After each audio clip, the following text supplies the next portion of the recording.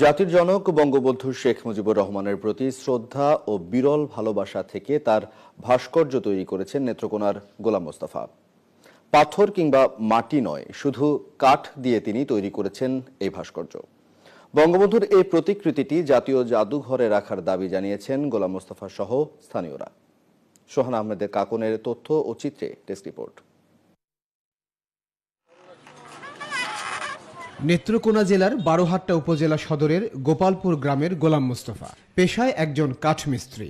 বঙ্গবন্ধুর প্রতি গভীর শ্রদ্ধা ও ভালোবাসা থেকে 2010 সালে শুধুমাত্র কাঠ দিয়ে তৈরি করেছেন জাতির জনকের প্রতিকৃতি, যা দেখতে অবিকল বঙ্গবন্ধু শেখ মুজিবুর রহমানের মতো। এই ভাস্কর্য দেখতে প্রতিদিন বিভিন্ন এলাকা থেকে আসেন দর্শনার্থীরা। গেল কয়েক বছর ধরে বঙ্গবন্ধুর জন্মদিন, স্বদেশ প্রত্যাবর্তন দিবসে এই প্রতিকৃতিতে ফুল দিয়ে শ্রদ্ধা জানান বিভিন্ন শ্রেণী পেশার মানুষ। প্রধানমন্ত্রীর বাসভবন রাখার জন্য এটা উনির ইচ্ছাই নেই। প্রধানমন্ত্রী জননেত্রী শেখ হাসিনা যেন ওই প্রতিকৃতি বঙ্গবন্ধু জাদুঘরে এটা এই স্থান দেন। অনেকদিন যাবৎ কষ্ট করে এটা তৈরি করছেন। আমরা চাই প্রধানমন্ত্রীর বাসভবনে এটা রাখার জন্য। এই ভাস্কর্যটি প্রধানমন্ত্রীর কাছে হস্তান্তর করতে চান গোলাম মোস্তফা।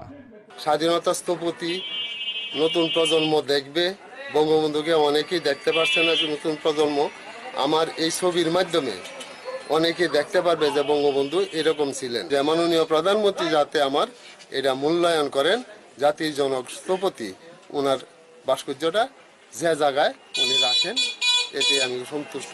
এ বিষয়ে সহযোগিতার আশ্বাস দিয়েছেন উপজেলা নির্বাহী কর্মকর্তা। উপজেলা প্রশাসনের পক্ষ থেকে প্রয়োজনীয় সহায়তা করা হবে, যাতে তিনি তার যে শেষ ইচ্ছে সেটি উনি পূরণ করতে পারেন। মাননীয় প্রধানমন্ত্রীর নজরে আর ব্যাপার ওনার ইচ্ছা আছে, আমরা চেষ্টা করব যাতে এটি জাদুঘর পর্যন্ত পৌঁছানো যায়। বঙ্গবন্ধুর কাঠের তৈরি এই ভাস্কর্যটি নির্মাণে তার সময় লেগেছে প্রায় 3 বছর।